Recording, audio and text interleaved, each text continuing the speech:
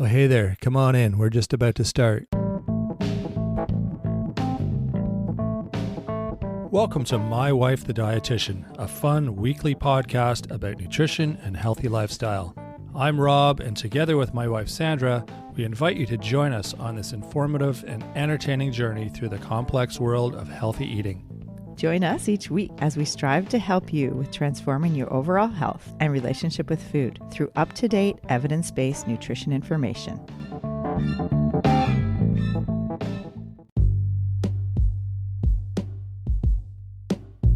Valentine's Day is just around the corner, so we thought we'd talk today all about, you guessed it, chocolate.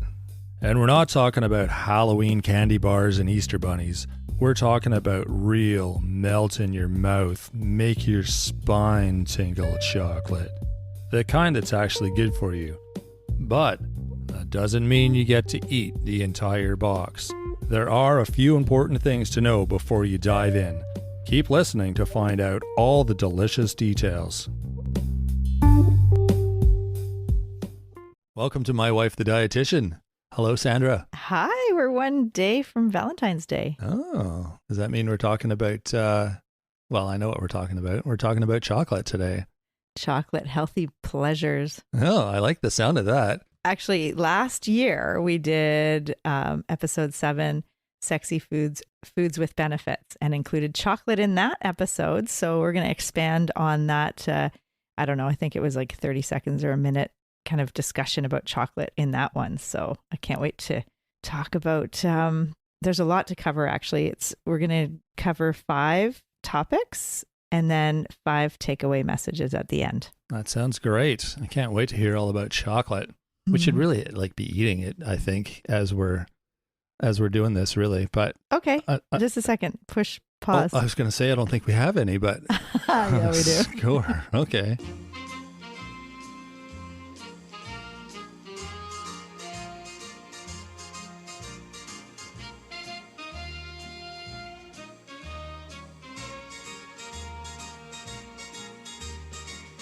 That was a good idea. Thank you. Yeah, it's so good.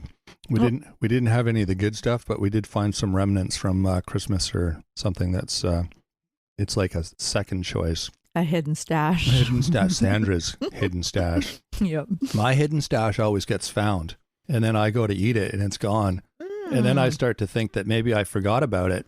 Maybe it was my fault and I forgot that I had a hidden stash, but then I find out that no, someone actually took it. And anyway, let's talk about chocolate. There's nothing like chocolate. You're still eating. I'm sorry. It brings about immense pleasure. Yes, I can tell. And it's sweet and buttery texture, creamy. It's actually, I think it's used in a similar way as coffee. Yeah, it kind of is, but they're different. But there's, yeah, and red wine too, right? I mean, red wine's kind of like a mellow alcohol. It's not like, I wouldn't say all alcohol, because tequila is a different, that's a different direction than red wine. Yeah, and we talked about red wine in episode 57 just recently. Yeah, like last week. And that's the thing. I mean, I think people think that coffee, chocolate, red wine are like vices, are like sinful, are like pitfalls of a diet, not good. But it's all about quality. Do you know why though? And moderation. Because they make you feel good. Which is like really old kind of traditional thinking. Anything that makes you feel good must be bad. Right. Right? Like from hundreds of years ago when the church ruled everything and they said anything that feels good is bad and sinful and all that. So, well, listening back on episode 7 with Sexy Foods with Benefits, talking all about, how they, priests were not, they didn't allow the nuns or something, or that was with beans. Yeah, black beans. Yeah. And chickpeas, they weren't allowed to eat chickpeas because of the fertility. Like it had zinc and had some elements in it that helps with fertility. And they thought they were sinful. And yeah, it's all related. It's really interesting where those where our ideas come from. Yeah, and I think we do use in terms of, it's similar to coffee as a pick me up. Like we'll have, as a craving in the afternoon, you might have a little bit of chocolate to help pick you up, or, like it's a... Yeah, totally. It's definitely used in that way for sure. I mean, and there's obviously people just eat handfuls of it too, which isn't quite what we're talking about here today. It's more the nice dark chocolate and not like handfuls of Easter bunny or Easter egg chocolate kind of things. Yeah, and that's actually what we're going to cover today is the difference between dark chocolate, milk chocolate, and white chocolate, healthy nutrients found in the dark chocolate.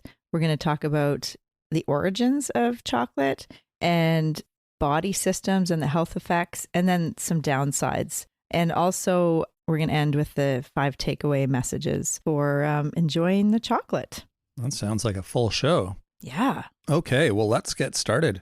So the difference between dark milk and white chocolate, what do you think the difference is? Well, dark chocolate's very bitter. White chocolate's like the complete opposite in every sense. It's very, very sweet. And milk chocolate's kind of in the middle, I guess. Yeah. Is that kind of how it is? It's a scale with white on one end and dark on the other and milk chocolate in the middle?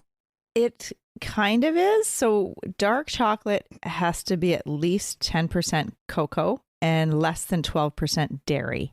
Oh, really? Okay. And another definition said dark chocolate is 30 to 90% cocoa. That's what I think. Like when I think dark chocolate, I think, well, and a lot of times they'll say in big letters right on the package, 70% cocoa or cacao or whatever, however you say that word.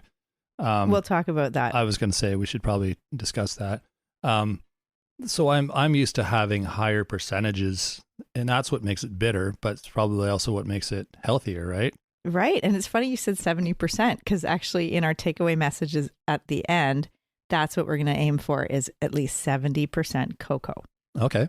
And is that written somewhere other than like the packages that sell it with it in big letters? I presume that's part of their marketing, but is it on the label somewhere else, I wonder? I think it's just on the front, like you said. I would think it's got to be there somewhere if it's a claim they need to make, I would assume. I don't know. We'll have to look. Mm-hmm. And also reading labels is really key for knowing what you're eating. So that's the other thing about quality in chocolate. Yeah. What do we need to look for? Well, all the additives like the sugars and emulsifiers and oils and flavoring sometimes. So in the lower quality chocolates, you might have those additional ingredients. Oh, I see. It's like peanut butter, right? Where the good quality peanut butter is just peanuts. And then the lower qualities have all these other ingredients in them that you don't really need. Yeah, absolutely. Okay. Yeah. So good chocolate would have what then? So dark chocolate has 2 to 3 times more cocoa powder than milk chocolate. And in dark chocolate, there's no milk solids added and there's less sugar added. So you're right in saying that it's bitter. It's more bitter. And remember in episode 54, we talked all about gallbladder and trying to have more bitter foods for your bile health. Yeah. So more chocolate, more dark chocolate. No, not more. Okay. Just some dark chocolate. We'll talk about how much would be good. And milk chocolate that is made with alternative milks, so like no dairy, are actually legally considered dark chocolate, even if they don't look dark. Oh, really? Because they don't have the milk or the dairy in them. Oh, interesting. Yeah. Huh. I don't know if I've ever tried that. Well, maybe I have. I just didn't realize it. I never. Yeah, I suppose I should start reading the label too. Mm-hmm. Well, I think there's probably like coconut, just like, remember we talked about the plant yogurts and the plant milks. And so all those different plant foods that are used for those milk alternatives, such as soy and coconut and like almond milk and oats and all those different. So I know there's coconut as a milk alternative. And I guess you'd get that flavor too, hey? Yeah. A little bit, especially with the coconut. But milk chocolate has way less cocoa. And it's got milk and sugar added to the powder. So that's why it's kind of like diluted. So it's sweeter. And that's what I think a lot of people grow up on milk chocolate and know that taste. And so they think, that's chocolate, is that sweet taste. But that's actually milk chocolate. And then white chocolate is like super sweet, tasty, and it's only cocoa butter and lots of sugar. So there's no cocoa powder, no cacao in white chocolate at all. Yeah, makes sense. It's like coffee, though. If you think of the different ways you can have coffee, there's the really strong, bitter coffee. And then you get the more, like lots of cream and sugar kind of coffee, which should be like milk chocolate. And then you get the people who are just crazy overboard. I saw this guy one time in a coffee shop, and he held his spoon over his coffee cup as he was pouring the sugar on it. And the sugar just kept overflowing, and he was having a conversation with the guy beside him, and I just sat and watched it, and he must have poured like a good, a lot of sugar into his coffee. It was crazy. I'm like, that must just be so disgusting, but that's how some people like it, is super sweet. Oh, it's like the double, or as you mentioned, the 99, the Wayne Gretzky coffee from Tim Hortons. From episode 45, we talked about 45, that in coffee. Yeah. No, that's definitely the same with chocolate too. There's different tastes, and I'm guessing people who like white chocolate probably don't like dark chocolate, and vice versa, because they're just different. In general. I mean, there's always someone who breaks the rule, but that's kind of what I would think. Right, and I think when you said a minute ago that the quality is in the bitterness, it's funny that you said that, because there's 10 distinct varieties of cacao that are known, and the distance that the cocoa bean, like where it's grown, the distance from the equator where it's grown makes a difference in the nutrients. And actually, the ones that are grown closer to the equator have 2 times the flavonoids, so like twice as many flavonoids. So their quality is actually better. And that's from like Ecuador, from Colombia, from the Ivory Coast in Africa, and less of the flavonoids from the chocolate grown in Dominican Republic and Peru. Oh, and like the North Pole, the chocolate that's like the chocolate that Santa brings you at Christmas. Is this that kind of low quality stuff, right? It's more like white, right? White chocolate. The North Pole chocolate. There's no cacao. It tastes good, but it's not very healthy for you. You're funny. Well, that's the thing. Okay, so the cocoa beans grow on a cacao tree. It's a tree, hey? Yeah. Cool. Yeah, and then they take the beans, they collect the beans, and then they're raw beans, so they have to be fermented and dried and then roasted and ground, and then 50% of the fat content from the cocoa butter is removed to a powder. So it's made into a powder, and that's the cocoa powder. Okay. And there's a process for some cocoa powders. It's a Dutch process, and it alkalizes that powder, so it makes it even less bitter and more kind of smooth tasting. Right. And a lot of the European chocolates have that process, the Dutch process, and it's after the Dutch man who invented the alkalizing process, but then you have less of the flavonoids. Was his name like Snickers or something like that? Is that where you're going with this? No. No, okay. No, but it's the flavonoids which are the star of the show in terms of why people say, eat dark chocolate. It's so good for you. That's the nutrient that you're after. Yeah, it's the cocoa flavonoids or the polyphenols. And it's a potent antioxidant, dark polyphenol. And similar to, the grape skins, the red in the grape skins, the red wine, tea, and apples actually all have similar flavonoids. And in coffee too? Is that what's good about the coffee bean? Yes. Same thing. Okay. Yeah. That makes sense. And do you remember the term catechin? I do. In tea? I can't remember where we talked about it. I can't remember. I think it was the immune. I think episode. So. Yeah. I think it was too, 3 or 4, somewhere back there. Yeah. So the catechins are also potent antioxidants, and they're in green tea and other teas. And the epicatechin is a type of catechin that is actually used in supplements for bodybuilders because they increase the blood flow in the muscles. And remember, we talked all about like nitric oxide. Oh, you're talking about sexy foods now and increasing blood flow and circulation to bits and pieces of your body. And muscles. Yeah. Yeah, exactly. Okay.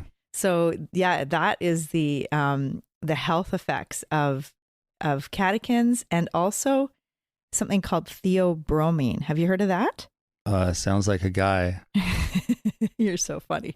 So the theobromine it's a chemical in chocolate, and it gives it the energizing effects that chocolate has, including also the caffeine, a little bit of caffeine. Okay. But the theobromine also is a vasodilator, meaning it increases blood flow. It helps the blood vessels open up. Dilate? Yeah. So Okay. it increases blood flow that way. It's a vasodilator. But this is the element that makes chocolate poisonous to dogs. Oh, really? Mm-hmm. Theo. Yeah, the theobromine for dogs, it increases their urination, and then they have nausea, vomiting, and diarrhea, and then they can get really sick. So that's why you should never give dogs chocolate. Okay. I kind of wondered if that was one of those kind of old wives' tales, but I didn't realize there was actually some, evidence Chemical. to back it up. Interesting. Yeah. So yeah, I thought people always said that so that it would save more chocolate for them, and they wouldn't have to share it with their dog. You're so funny. Right? No, we can't give it to the dog. Here, I'll take that. I'll take that from you. Right? No, it's no laughing matter. No, We're talking exactly. about canines here. So with that theobromine, that's a vasodilator that helps with blood flow, and the nitric oxide, it reduces blood pressure, which is good for heart health. Anything that reduces blood pressure is good for heart health. For sure.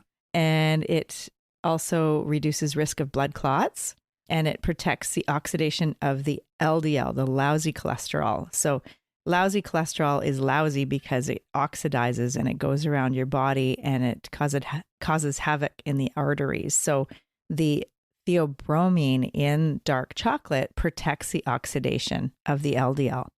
Okay. And it also improves the action of insulin. Oh, really? Yeah. So it's actually helps reduce the diabetes risk, and helps with cardiovascular risk, and helps with inflammation. And it actually, because of the brain effects, like the how it dilates the blood vessels, it's actually good for preventing dementia, and also helps with depression.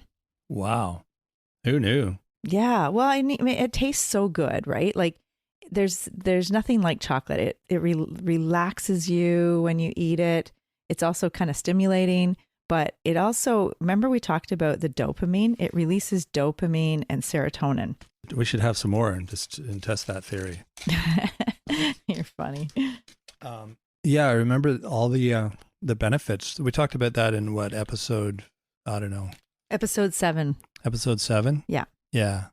All about the effects of the nutrients on your brain chemistry, right? Oh, that was the Mind Diet. So that would have been episode 14. We've talked about it a bunch. But yeah. Bottom line is chocolate is good. Okay, so it's also, we talked about aphrodisiac. It's good for your skin because of those polyphenols. So if you eat it, not like rubbing it on your skin. Right, of course. Yeah. There's probably nothing wrong with that, but carry on. So the other nutrients in chocolate that are really supportive to our body is the magnesium, which helps with our muscles, our brain. It helps with our heart. Also, some minerals like potassium, which actually helps to ease period cramps. So a lot of women crave chocolate. That's what that is.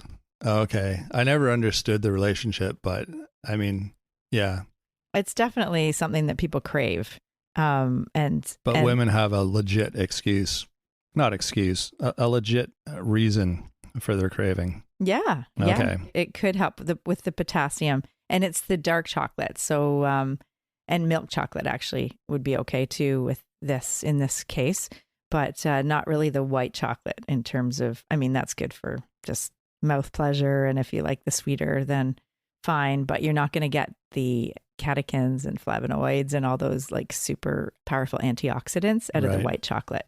There's also vitamin B2, which is riboflavin, and vitamin E that's in chocolate. Oh, wow. And it actually has fiber. Really? Yeah. So there's a little bit of fiber. There's 1 gram there's just a little bit of fiber. Well, I guess it's from a cocoa bean, right? I mean, it's Yeah. Kind of makes sense. It just doesn't seem like the type of food that would have fiber. Does coffee have fiber then? Probably not as much because it's a liquid, but if you ate the grounds, if you ate the bean, it would, right? The coffee bean. Anyway, we're getting on the wrong topic here, but.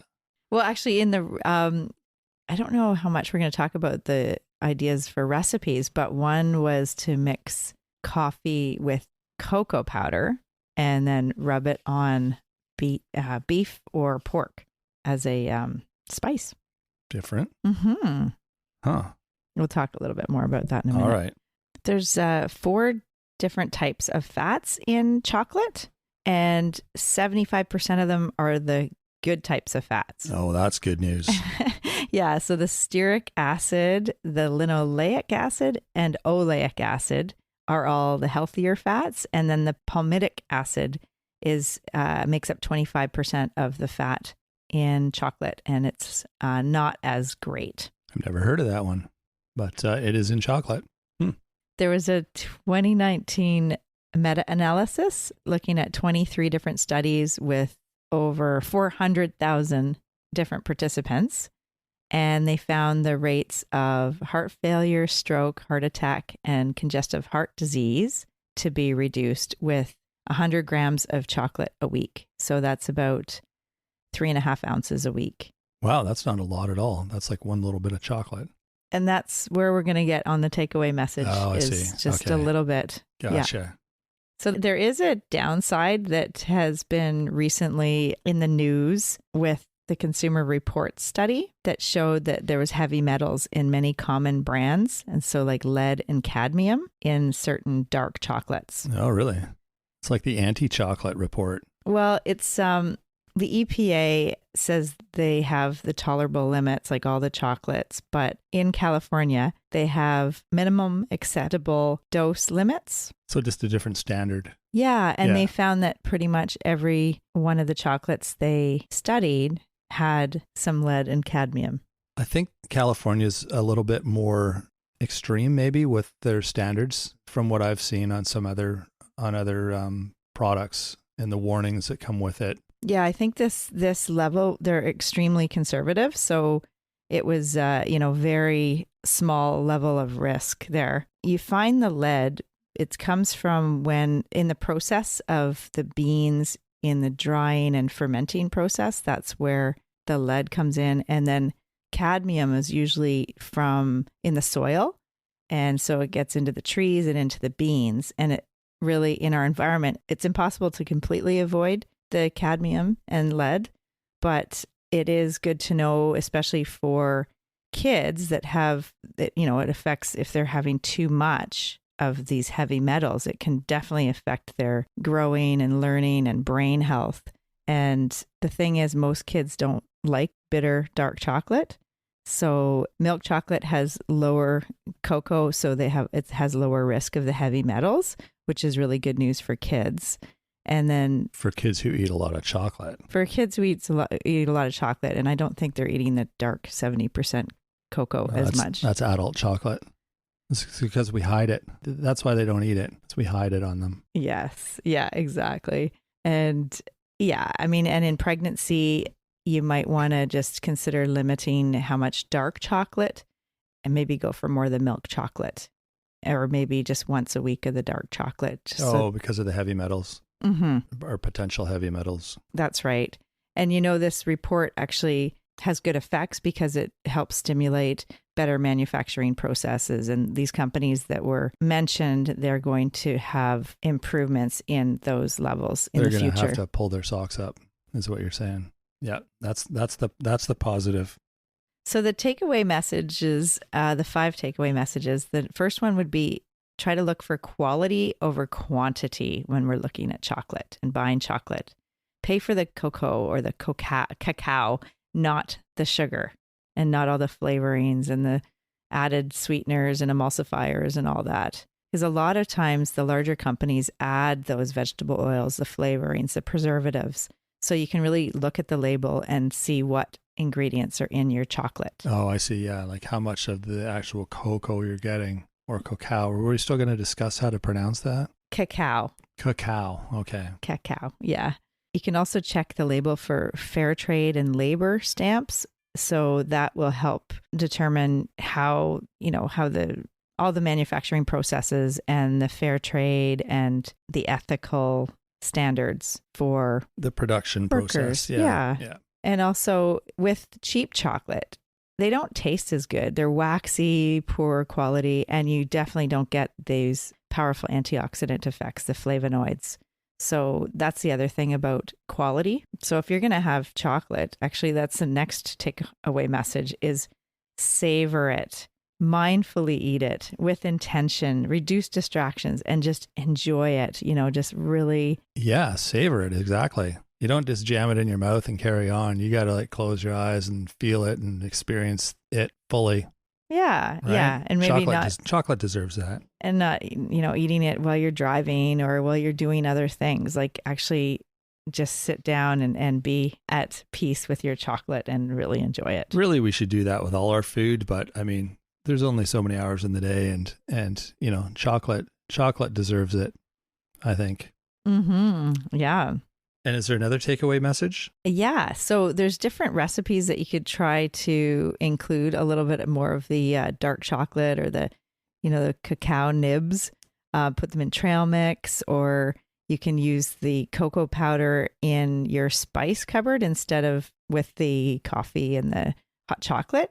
You can use it in mole sauce for chicken, which is blended with chili peppers. Oh, right.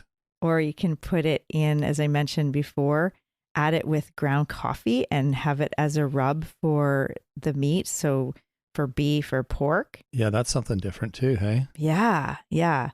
Or you can actually make a roasted beet salad with having walnut oil and chocolate powder as the salad dressing.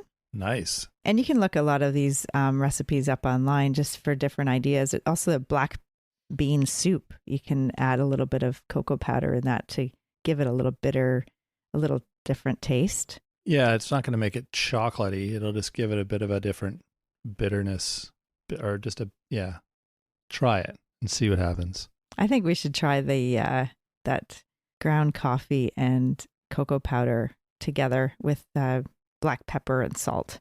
Yeah, that sounded neat. On a rub for beef or pork.